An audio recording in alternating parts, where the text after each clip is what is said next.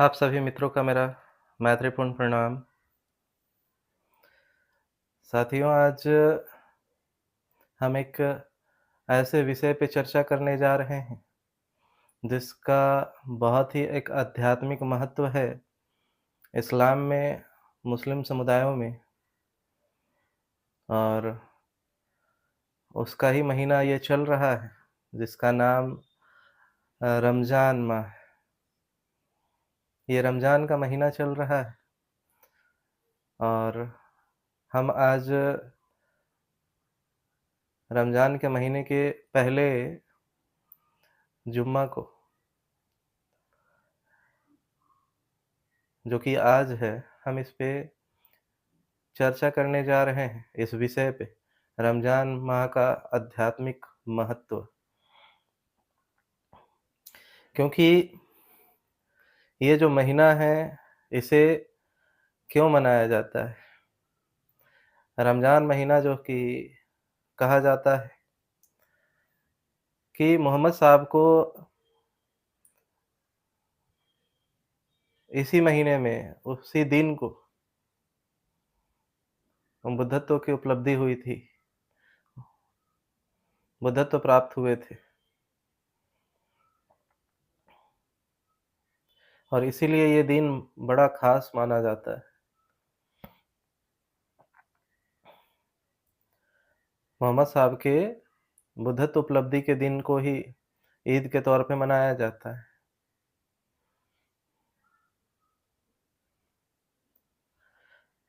और उसे ही भारत में बुद्धत्व कहते हैं, लेकिन अरब देशों में और मुस्लिम देशों में इसे ही पैगंबर पैगंबर हुए थे उस दिन।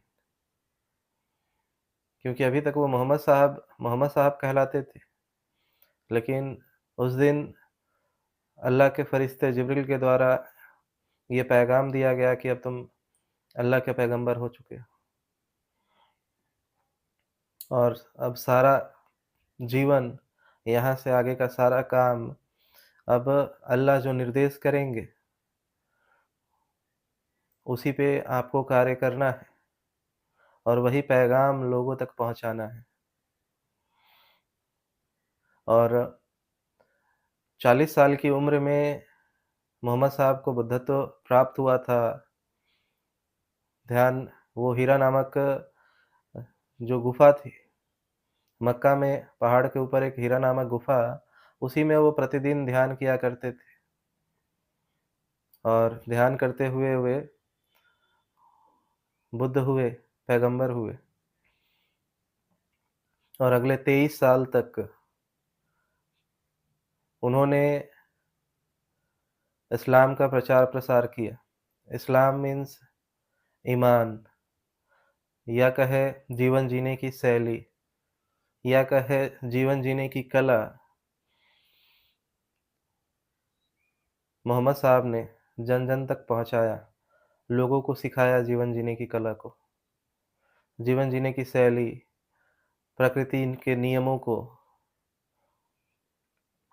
अगले 23 साल तक लगातार फैलाते रहे। इस बीच उनके जीवन में कई कठिनाइयाँ आई, बहुत समस्याएँ आई, क्योंकि वो ऐसी व्यवस्था को ख़त्म करने जा रहे थे,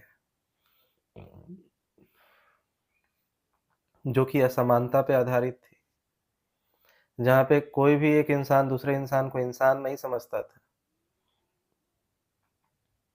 उसे जानवर की भाँति, उसे वस्तु की भाँति खरीद-फ़रोख्त करता था। तो इस वैसे समाज में रह कर के उन्होंने, और बहुत मुश्किलात परिस्थितियों में उन्होंने इस समाज का नेतृत्व किया। और अल्लाह, जिसे हम भारत में और बौद्ध धर्म में जिसे बुद्ध ने प्रकृति कहा,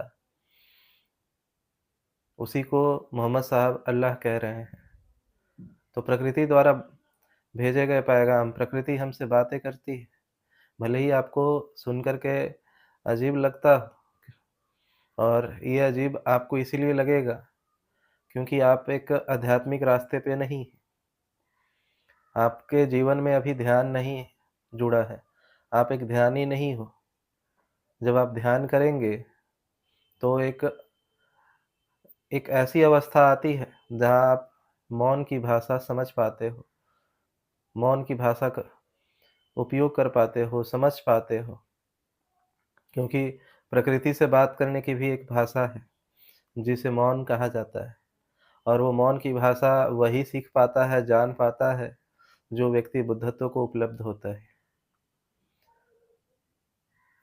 तो गौतम बुद्ध ने भी उसी प्रकृति की भाषा को जाना और प्रकृति के नियमों को आप तक पहुँचाने की कोशिश की और आप तक पहुँचाया। कि प्रकृति के नियम किस तरीके से होते हैं और किस तरीके से आप पालन करेंगे, तो आपका जीवन सुखमय, शांतिपूर्ण और अमन और शांति रहेगी आपके जीवन में और सरल और सहज जीवन आप जी सकेंगे। उसी पैगाम को मोहम्मद साहब ने भी फैलाया। जीवन जीने की शैली, जीवन जीने की कला, प्रकृति के नियम और अपने जीवन को कैसे सरल और सहज बना सके। ये बातें उन्होंने जीवन भर फैलाने की कोशिश की और हुआ ये कि कई लोग उनके जान लेने के पीछे पड़ गए, उनकी हत्या करने के पीछे पड़ गए। तो मजबूरीवश, क्योंकि पहले तो उन्होंने बहुत समझाने की कोशिश की, लेकिन मजबूरीवश उन्हें फिर तलवार उठाना पड़ा और उन्होंने तलवार भी उठाई तो अमन और शांति के लिए।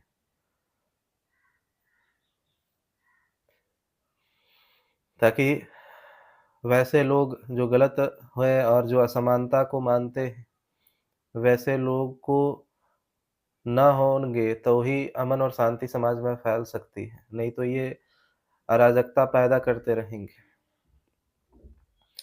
तो ये महीना बहुत ही ख़ास रहा और मुसलमानों ने, चूँकि वो मोहम्मद साहब को अपना पैगंबर मानते हैं, इसीलिए इस महीने को वे बहुत ख़ास मानते हैं। उसी प्रकार से बुध को मानने वाले लोग बुद्ध पूर्णिमा जो आती है, उसको बड़ा ख़ास मानते हैं उस महीने को, क्योंकि उसी समय बुद्ध को बुद्धत्व प्राप्त हुआ था। और हर एक धर्म और संप्रदाय में कोई एक ख़ास महीना ज़रूर होता है, जिसमें वो एक ऐसी कृत्य करते हैं, जिससे कि लोग उस तरफ जाना चाहते हैं ताकि उनका भी चेतना का और बौद्धिक विकास हो सके।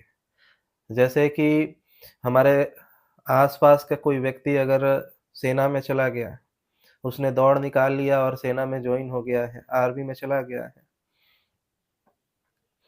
तो सारे आस-पास के जो लड़के हैं, वे उस जो व्यक्ति का आर्मी में जॉइनिंग हो गया है, उससे जाके पूछते हैं कि आप कैसे आप इसमें गए? आपका जीवन शैली क्या था? डेली रूटीन क्या था? कितने बजे उठते थे? कितने बजे खाते थे? कितने बजे पीते थे? कितना दौड़ते थे? क्या अलग करते थे? तो वो आर्मी का जवान ये बताता है कि हम सुबह-सुबह 4 बजे उठते थे, उठ कर के फ्रेश होने के बाद हम 10 किलोमीटर की दौड़ लगाते थे, आकर के चने खाते थे, गुड़ खाते थे, वेजिटेबल्स, फ्रूट्स खाते थे, प्रोटीन के लिए दूध, मलाई, पनीर खाते थे, ड्राई फ्रूट्स खाते थे, चावल का इतना उपयोग करते थे, दाल का इतना उपयोग करते थे, उसके बाद इतना समय हम पढ़ाई पे देते थे, फिर शाम में फिर इतना रनिंग करके एक्सरसाइज़ करते थे, ये एक्सरसाइज़ करते थे। तो लोग आस-पास के लोग उससे रूटीन पूछने लग जाते हैं जो कि सक्सेसफुल पर्सन होता है, कि ये सफल हुआ है, तो ये जैसे अपना अनुशासन, अपना दिनचर्या रख कर के सफल हुआ है, अगर हम भी ऐसा दिनचर्या रखेंगे, तो हम भी सफल हो जाएँगे। ऐसी मान्यता प्रत्येक व्यक्ति की बन जाती है जब कोई सक्सेसफुल व्यक्ति उसके आस-पास नज़र आता है। ऐसा ही क्रिकेट में भी होता है, मैं स्वयं पावर लिफ्टर था और जब मैं नेशनल मेडल जीता, तो कई ऐसे लिफ्टर थे जो जिला स्तर के, कॉलेज स्तर के, राज्य स्तर के कि जो मुझसे पूछने आते थे कि आप डेली रूटीन में क्या खाते हैं? आपका डिसिप्लिन क्या है? आपका डेली रूटीन में आपका डाइट क्या है? आपका वर्कआउट क्या है? आप कौन से वर्कआउट करते हो? कितना करते हो? कितना रिपिटेशन लगाते हो? कितना वज़न के साथ कितनी बार एक्सरसाइज़ करते हो? कौन-सी एक्सरसाइज़ किस दिन करते हो?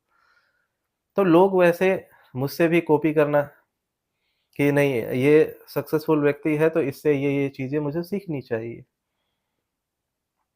तो हर जगह ये चीज़ें होती हैं। तो उसी तरीके से ये रमज़ान का महीना भी है कि जिस माह में गहरे ध्यान में क्योंकि बुद्धत्व घटित होने से कम 2 से 3 महीना 1 महीना और नहीं तो 3 महीना पहले तक एक अजीब-सी घटना घटती है। जब आप ध्यान करते ध्यान की गहराइयों में जाते, चेतना की ऊँचाइयों पे जाते, तो आखिरी के 2-3 महीने, वो 90 दिन काफ़ी बहुत फ्लक्चुएशन देखने को मिलता है शरीर में। बहुत चेंजिंग देखने को मिलती है, केमिकल रिएक्शंस होते हैं। बहुत चीज़ घट रहा होता है उस समय। अपने आप मौन हो जाने की चीज़ें आती हैं, इसीलिए तो गौतम बुद्ध को शाक्य मुनि कहा जाता है। शाक्य मुनि। मुनि का मतलब होता है मौनी, मौन। तो मौन होता क्या है? वो तो बुद्धत्व जब घटती है उस समय की वो अवस्था है। वो मौन घटित होता है और हम मौन एक भाषा है जो हम प्रकृति से बातें कर पाते हैं।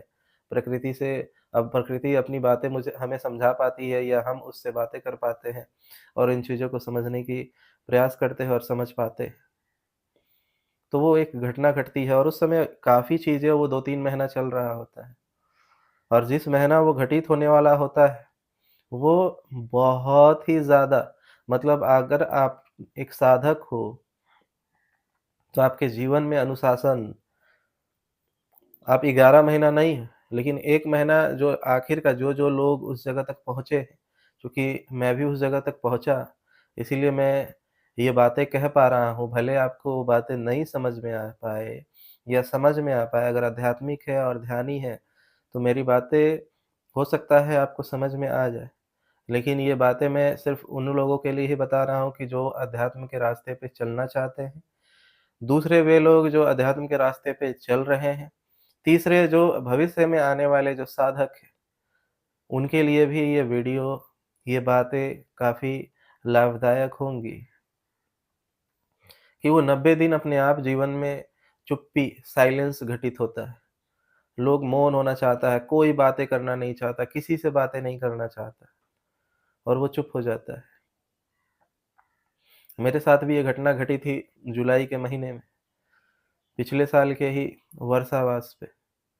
जुलाई के महीने में ही अंदर से भाव आया कि चुप हो जाना है, मैं मौन हुआ। अगस्त पार हुआ, और ज़्यादा मौन घटित हुआ और ज़्यादा शांति आई और सितंबर महीने के 9 सितंबर 2024 को अम, मुझे ज्ञान की प्राप्ति, समाधि घटित हुआ, बुद्धत्व प्राप्ति हुई। तो वो महीना काफ़ी डिसिप्लिन का रहा, काफ़ी चीज़ें डिसिप्लिन की रही, इसलिए मैं ये चीज़ें बता सकता हूँ कि रमज़ान के महीने का क्या महत्व है। रमज़ान का महीना भी वही महीना है जिस महीने में पैगंबर मोहम्मद साहब को बुद्धत्व घटित हुआ था। उसी दिन वो पैगंबर हुए और वो महीने को वहाँ के लोगों ने इस महीने को इतना पाक और शुद्ध समझा कि ये महीना में अगर मोहम्मद साहब को बुद्धत्व प्राप्त हुआ है और उन्होंने जो-जो चीज़ें की, जैसा जीवन यापन किया है उस महीने में, तो जिस तरीके से एक आर्मी के जवान से लोग पूछते हैं कि आप कैसा डिसिप्लिन फ़ॉलो किए थे दौड़ से पहले? दौड़ से 1 महीना पहले कौन-कौन सा डिसिप्लिन फ़ॉलो किए थे हमें बताइए? उसी तरीके से मोहम्मद साहब ने भी अपने एक्सपीरियंस साझा किए थे, अपना अनुभव उस समय के साधकों के सामने साझा किया था कि वो महीना जिस महीने में मेरी मुलाकात अल्लाह से हुई और मैं पैगंबर हुआ, वो माह, वो महीना इस तरीके से मैंने जिया था। अगर इस महीने में अगर आपको भी उसी तरीके से जन्नत में जाना हो, जन्नत मतलब चेतना की वो श्रेष्ठतम ऊँचाई को जन्नत कहते हैं। जिसे कुंडलिनी जागरण के बारे में पता हो, कुंडलिनी 7 चक्रास के बारे में पता हो, तो वे जानते होंगे कि जब व्यक्ति 7th चक्रास पे जाता है, तो वो जो स्टेट होता है, वो मेंटल स्टेट जो होता है, जहाँ पे कोई दुःख नहीं होता है, ना सुख होता है, ना दुःख होता है, वो महा आनंद की जो आनंद की दशा होती है। चाहे उसके जीवन में कोई दुःख भी आ रहा हो तो, सुख आ रहा तो, वो सम बना रहता है, वो आनंद में ही रहता है। उसे दुःख नहीं होता जैसे बुध पे कोई थूक के चला गया या गाली दे दिया या पत्थर मार दिया तो बुध को कोई फ़र्क नहीं पड़ता था, वो गुस्सा नहीं होते थे। क्योंकि दुःख को भी वो ऐसे ही एक्सेप्ट करते थे जैसे सुख को एक्सेप्ट करते थे। एक्सेप्ट कर लिए, सम बने रहे। वो महा आनंद की जो दशा होती है। तो उस दशा को उस दशा में जाने के लिए जो उन्होंने कृत्य लोगों ने देखा कि मोहम्मद साहब ने कौन-कौन से ऐसे-ऐसे कृत्य किए थे, उस जन्नत में जाने के लिए। उस जन्नत का मतलब ही होता है हिंदुओं ने इसे स्वर्ग का नाम दिया। वो जन्नत कहें या स्वर्ग कहें, जहन्नुम कहें या नर्क कहें, वो हमारे शरीर की ही एक अवस्था है। State of mind state of mind हम चेतना के निचले स्तर पे गिरते हैं। जिस स्तर पे आप अभी हैं, वो 2 चक्र पे ही है। एक 2 चीज़ें जो प्रकृति ऑटोमैटिक आपको देती है और बाकी चीज़ें आपको ध्यान के माध्यम से जागृत करना पड़ता है। वो 2 चीज़ें हैं, एक तो आपको अपने शरीर को विकास करने के लिए खाने-पीने की आवश्यकता और दूसरा संख्या बढ़ाने के लिए प्रजनन करने की व्यवस्था। ये 2 चीज़ें प्रकृति देती है। तो ये 2 चीज़ें अगर आप में भी है, तो आपको जानकारी होनी चाहिए कि ये 2 चीज़ें जानवरों में भी होती हैं। तो आप में और जानवर में कोई अंतर नहीं है अभी तक। आप भी उसी 2 चीज़ों पे हो जिस 2 चीज़ों पे जानवर है। वो भी खाता-पीता है और प्रजनन करता है। लेकिन बाकी चीज़ों को डेवलप करने के लिए, बाकी 5 चीज़ों को डेवलप करने के लिए लोगों को ध्यान मार्ग पे आना ही पड़ता है।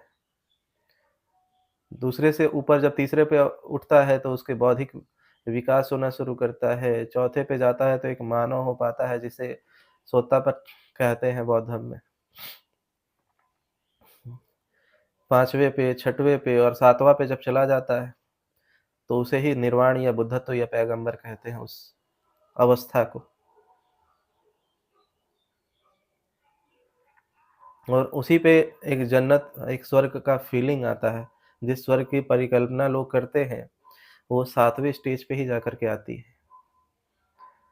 तो उस तक जाने के लिए कैसे-कैसे कृत्य करने चाहिए, लोगों ने मोहम्मद साहब से उनके अनुभव साझा किए और उन लोगों ने भी उस माह में उसको करना शुरू किया कि अगर इस दिन में हम सारे अच्छे कार्य करते हैं, तो हो सकता है कि हम भी उस जन्नत में प्रवेश कर जाएँ। हो सकता है कि हम भी उस जन्नत में प्रवेश करें, हमें भी उस स्वर्ग में जगह मिले, जहाँ पे मोहम्मद साहब पहुँचे। तो इसके लिए उन्होंने वो सारे अच्छे कृत्य किए, जिसे अनुशासन कहते हैं, जिसे ही बौद्ध धर्म में सील कहते हैं, सील, समाधि और प्रज्ञा।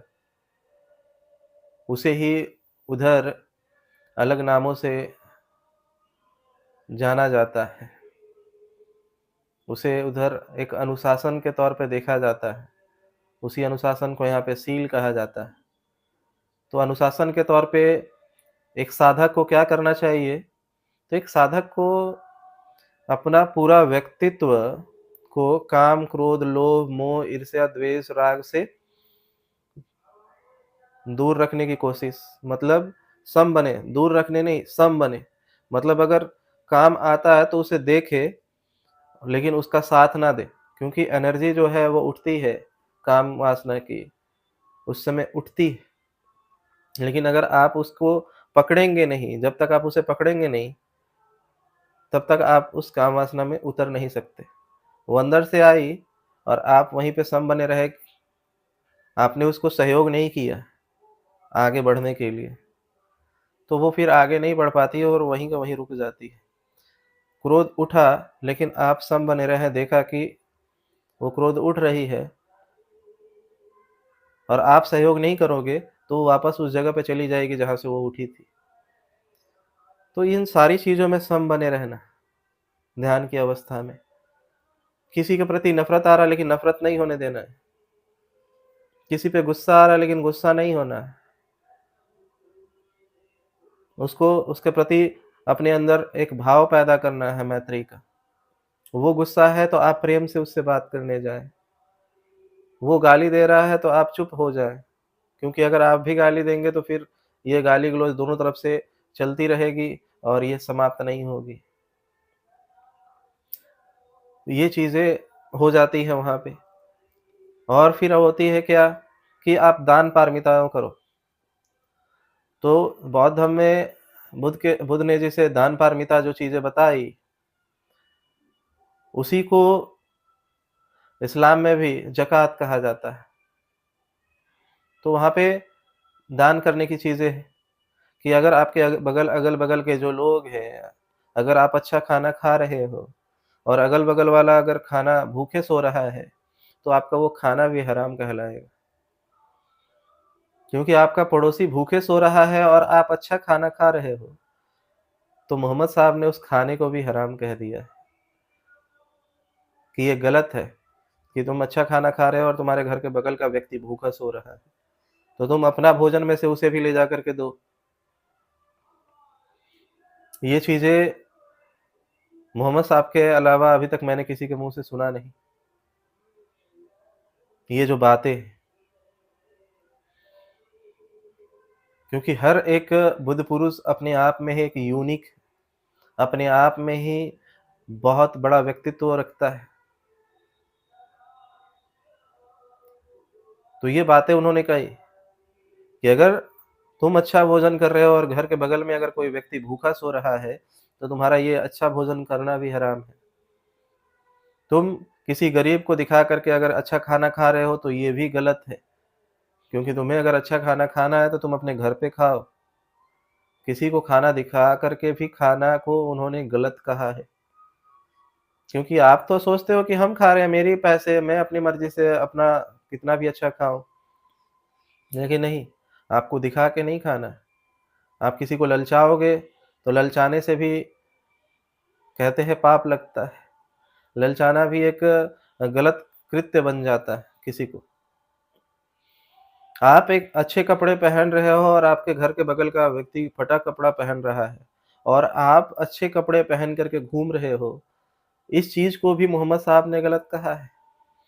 उन्होंने कहा है कि अगर तुम्हें दिखता है कि वो व्यक्ति फटा कपड़ा पहन रहा है, पुराना, बहुत पुराना कपड़ा पहन रहा हो और तुम उसके सामने रोज़ नए कपड़े पहन कर के दिखाने की कोशिश कर रहे हो कि तुम नीच हो और मैं श्रेष्ठ हूँ, तो ये इसको भी मोहम्मद साहब ने गलत कहा। उन्होंने कहा कि उसे भी ले जा कर के कपड़े दो, उसे भी कपड़े दो, अपने पड़ोसी को। अगर अपने पड़ोसी की घर में अगर तबीयत भी खराब होता है, उसकी सहायता प्रदान करो। तुम पैसे वाले हो और तुम्हारे बगल में कोई व्यक्ति पैसे के अभाव में बीमारग्रस्त है और मृत्यु तक पहुँच रहा है, तो तुम्हारा काम है कि पूरे समाज मिल कर के पैसे इकट्ठे करो। तुम्हारे अगर अकेले से नहीं बन पड़ता, तो पूरे समाज से पैसे इकट्ठे करके उसका इलाज कराओ। पूरा समाज में अधिकतर लोग अमीर है और कुछ लोग ऐसे गरीब हैं जिनके पास कोई रोज़गार नहीं है और वे खाने के लिए भी उनके पास पैसे नहीं है, अनाज नहीं है और तुम अच्छे-अच्छे भोजन कर रहे हो और तुम उसे भोजन डेली देना नहीं चाहते, तो उसके लिए रोज़गार की व्यवस्था करो। तुम सब मिल कर के एक रोज़गार उसको दो। पूरा समाज मिल कर के उसे रोज़गार प्रदान करो, उसे कोई व्यापार दो चलाने के लिए, उसको वो सुविधा दो, इससे आप बहुत पुण्य मिलेगा। तो ऐसी-ऐसी चीज़ें उन्होंने करने के लिए, जो कि जब मैं कुरान पढ़ रहा था, तो अंदर से एक ऐसी फीलिंग, एक ऐसी ग्रैटिट्यूड कहे, एक धन्यवाद की जो भावना कहते हैं या उससे भी ऊपर की जो कहे, वो अंदर से उठती है कि इतनी खूबसूरत चीज़ों को, क्योंकि कई लोग हैं अम, जो उसमें गलतियाँ खोजते हैं। हाँ, इस दुनिया में हर प्रकार के लोग हैं। इसी दुनिया में मधुमक्खी भी है और इसी दुनिया में मक्खी भी है। मधुमक्खी सिर्फ़ फूलों पे बैठती है और रसपान करती है। उसको फूल को छोड़ कर के और कोई चीज़ नज़र नहीं आता है। और दूसरी तरफ मक्खी है, उसको पूरे खूबसूरत शरीर को छोड़ कर के घाव नज़र आता है। उसको फूलों को छोड़ कर के गंदगियों को ऊपर बैठना उसको अच्छा लगता है। तो उस तरीके के लोग हैं। अगर उन्हें गंदी चीज़ें ही उठानी है, नकारात्मक सोच ही रखना है और किसी चीज़ में गलती ही निकालनी है, तो वो निकाल सकते हैं, वे स्वतंत्र हैं, मैं उन्हें कुछ नहीं कहना चाहूँगा। क्योंकि बस इतना जान लें कि अगर आपका स्वभाव सिर्फ़ नकारात्मक चीज़ों को देखने का हो गया, तो आप नकारात्मक हो जाओगे। और एक नकारात्मक स्वभाव वाला व्यक्ति ही नकारात्मक कृत्य करता है। नहीं तो एक सकारात्मक और पॉज़िटिव माइंडसेट वाला व्यक्ति अच्छी चीज़ों को उठाता है और अपना कार्य निकाल लेता है। इस धरती पे कौन अमर है? अमृत पीकर आया है कि जीवन काल तक यहीं पे रहने वाला है हमेशा-हमेशा तक। बस इसी ब्रह्मांड में, इसी पृथ्वी पे सब कुछ है। आप फूल पे बैठना चाहते हो या गंदगी पे बैठना चाहते हो? आप फूल की चर्चा करना चाहते हो या गंदगी की चर्चा करना चाहते हो? वो आपके ऊपर निर्भर करता है। लेकिन मैं नकारात्मक पहलुओं को देखना ही नहीं चाहता, क्योंकि उसको देख कर के कोई फ़ायदा ही नहीं होने वाला है। वो तो फिर हो गया मैं दूसरों में कमियाँ खोज रहा हूँ। नहीं, मुझे ना कमियाँ खोजना है, ना फ़ायदे दिखाने हैं किसी को। मुझे उनमें से अपने फ़ायदे के लिए क्या चीज़ें हैं उसे उठाना है और अपना काम निकालना है बस। तो मुझे जब वो चीज़ें दिखी, मैंने पढ़ी, तो बहुत अच्छा लगा मोहम्मद साहब को लेकर के कि नहीं, ये भी उन चीज़ों की ही बातें कर रहे हैं और हर हर बुद्ध पुरुष उन्हीं बातों को करता है। गौतम बुद्ध ने जिसे दान पारमिता कहा, गुरु नानक साहब ने भी दान पे बहुत डाला दबाव कि लोगों की सेवा भाव करो। ईसा मसीह ने भी लोगों की सेवा पे बहुत जोर डाला। आज तो गुरु नानक साहब के जो अनुयायी हैं, आप देखते ही होंगे स्वर्ण मंदिर में लगातार प्रतिदिन हज़ारों लोगों को वहाँ खाना खिलाया जाता है। तो ऐसे हर बुद्ध पुरुष चाहता है कि समाज के लिए सेवा भाव आपके अंदर से निकले, दान पारमिता निकले, दान करे, लोगों की सेवा करे, मज़लूमों की सेवा करे, मज़लूमों के लिए लड़ाई लड़े, उनको हक अधिकार दिलाए। अगर किसी मज़दूर के ऊपर शोषण हो रहा है, तो उसको बचाए। यहाँ तक कि मोहम्मद साहब ने कहा कि अगर तुम नमाज़ पढ़ने जा रहे हो और नमाज़ मीन्स ध्यान, ध्यान करने जा रहे हो, नमाज़ पढ़ने जा रहे हो, तो कौन मस्जिद में पहले आता है, वही पहले बैठेगा। ऐसा नहीं है कि जो गरीब है और गुलाम है, वो बाद में आएगा, तो वो बाद में बैठेगा। लेकिन अगर वो गुलाम और जो गरीब है, अगर वो सबसे पहले नमाज़ पढ़ने के लिए आ जाए, ध्यान करने के लिए आ जाए मस्जिद में, तो वो पहले ही जा कर के बैठेगा। और राजा अगर लेट से आया, तो राजा आखिर में बैठेगा। मस्जिद के अंदर में कोई राजा और कोई रंक नहीं, कोई गरीब और कोई अमीर नहीं, कोई ऊँच और कोई नीच नहीं। वहाँ पे उसके अंदर सबके सब समान होंगे। उसके अंदर सब समान होंगे। ये बातें एक उच्च स्तर का व्यक्ति ही कह सकता है।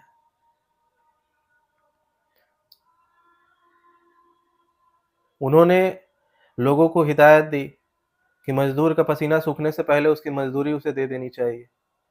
नहीं तो लोग क्या करते थे कि मज़दूरों से कार्य कराते थे और उसका शोषण किया करते थे, उसे पैसे नहीं देते थे।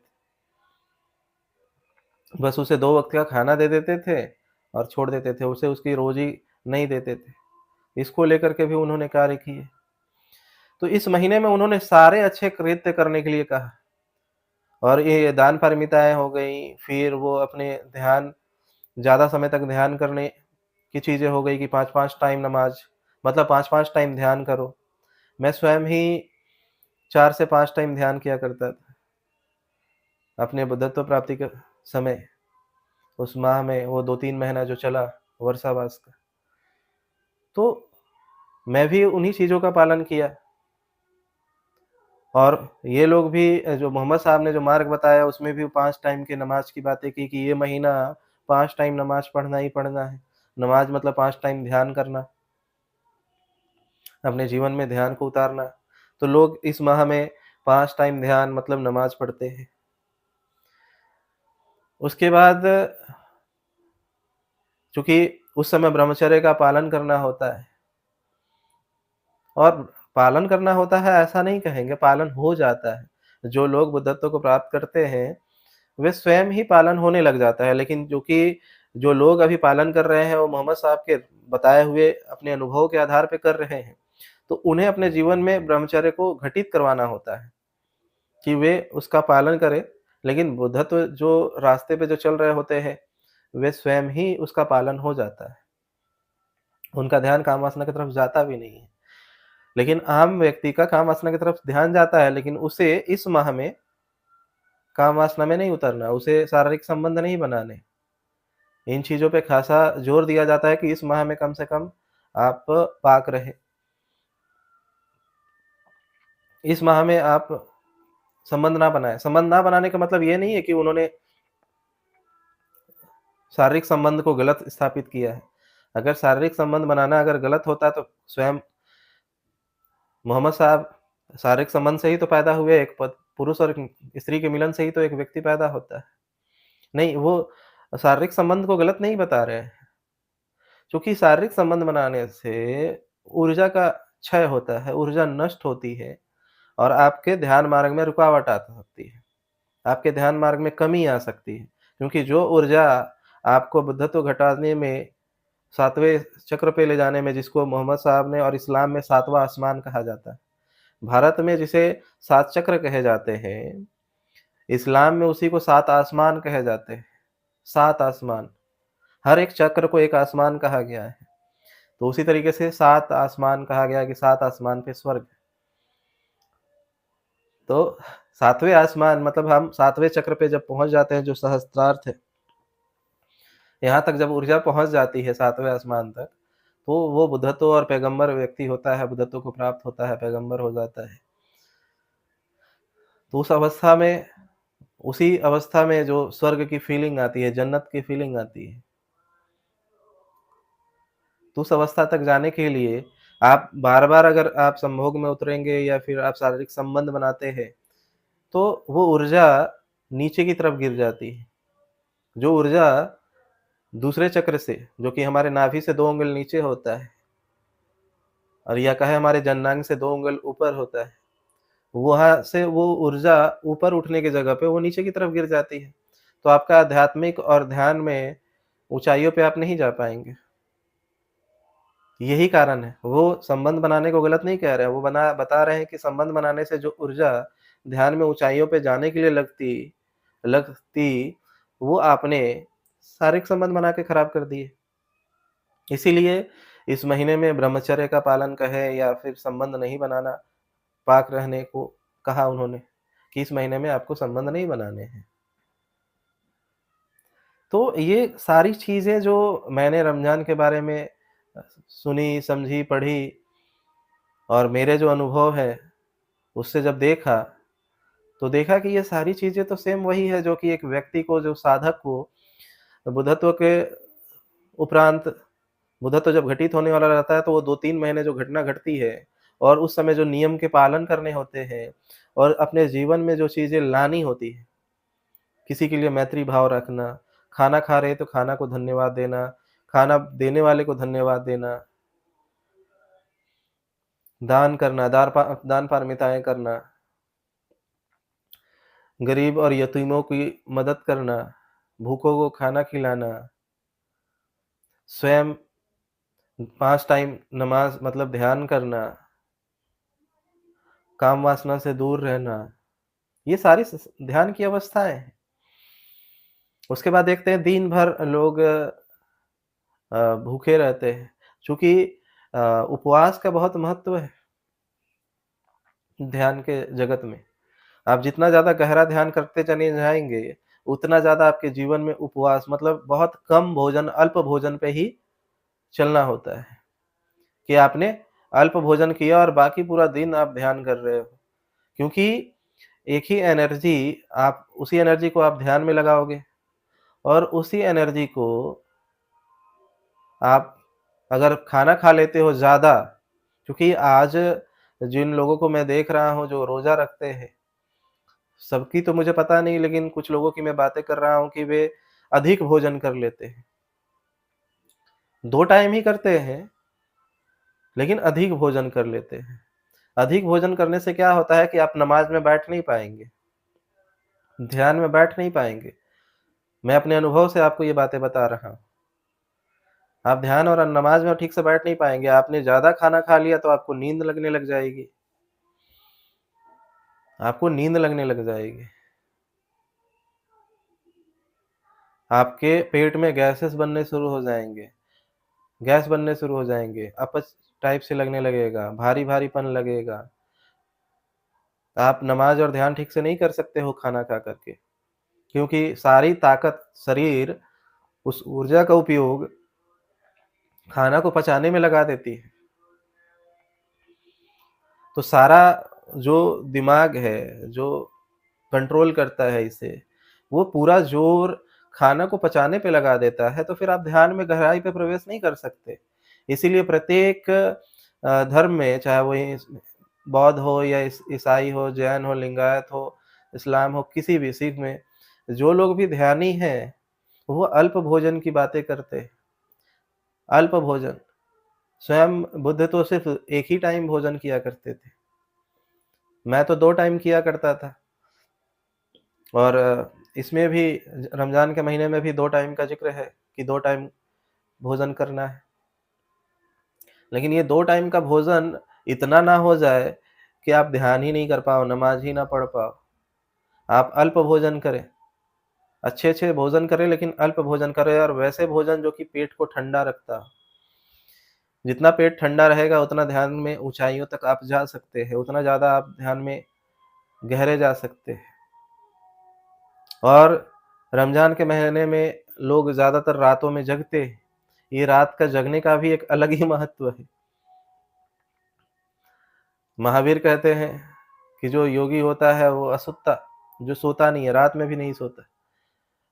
बुद्ध ने भी कहा कि रात का ध्यान जो सबसे ज़्यादा गहरा होता है और सबसे ज़्यादा फ़ायदेमंद होता है।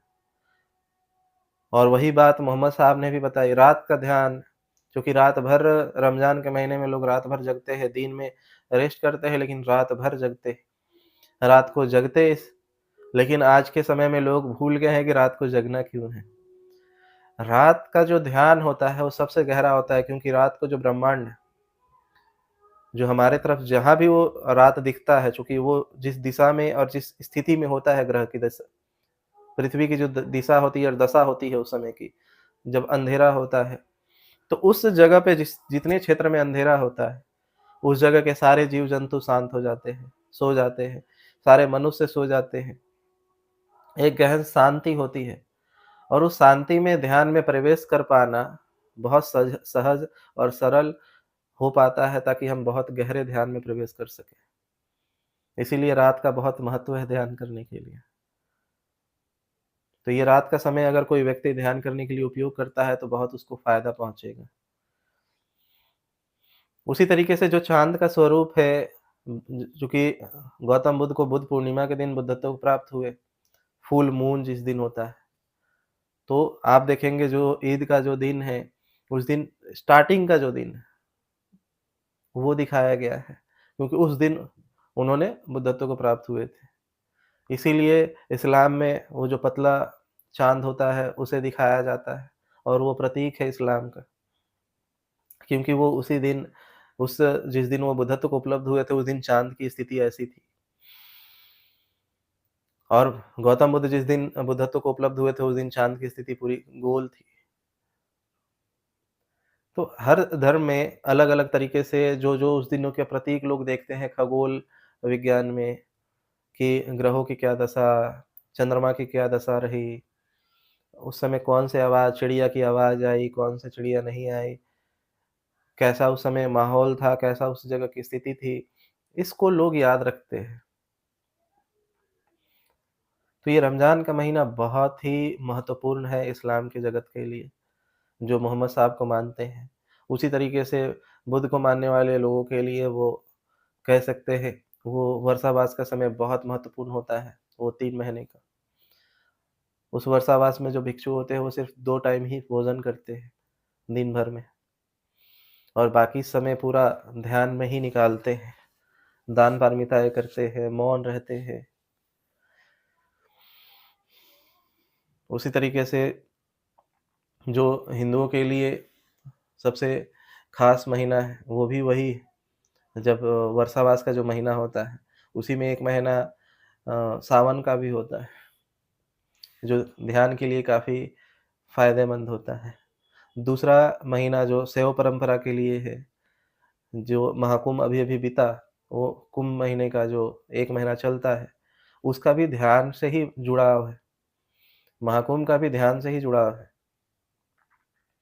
और सावन का भी महीने जो शिवरात्रि मनाया जाता है, उसका भी ध्यान से ही जुड़ाव है।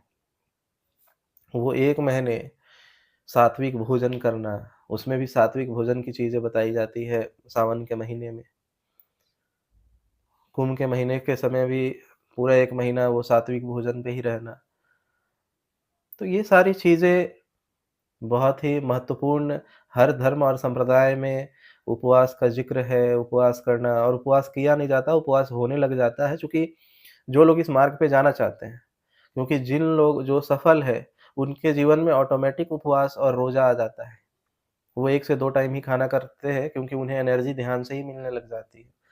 तो लेकिन जब वो व्यक्ति सफल व्यक्ति के पीछे जब लोग आते हैं कि हम भी अगर ऐसा मार्ग पे चले तो हम भी उस जगह तक पहुँच सकते हैं, तो लोग उसे कृत्य के तौर पे करने लगते हैं, कि नहीं हम भी 2 टाइम ही खाएँगे और बाकी समय रोज़ा करेंगे, रोज़ा रखेंगे, उपवास रखेंगे और ध्यान करेंगे। ध्यान को ही नमाज़ कहा जाता है। तो ये इन चीज़ों को हम करते हैं और सारे संप्रदाय और सारे धर्म के लोग इसी तरीके से पालन करते हैं, जिन्हें वो अपना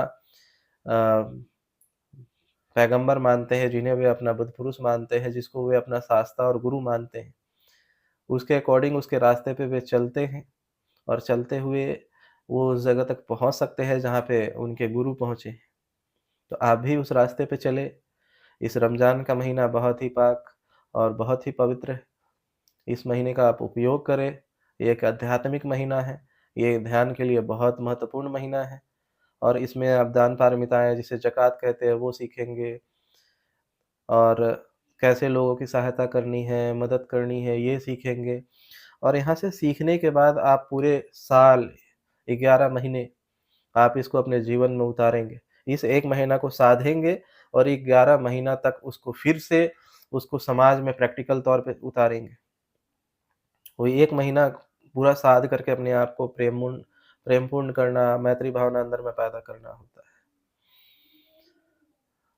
आपने मेरी बातों को ध्यान से सुना इसके लिए मैं आपका बहुत-बहुत अनुग्रहित हूँ। आप लोगों ने मेरी बातों को ध्यान से सुना। इस पे आप चिंतन-मंथन करें और मेरी बातें सही लगे तो अपने जीवन में इसे उतारें। धन्यवाद।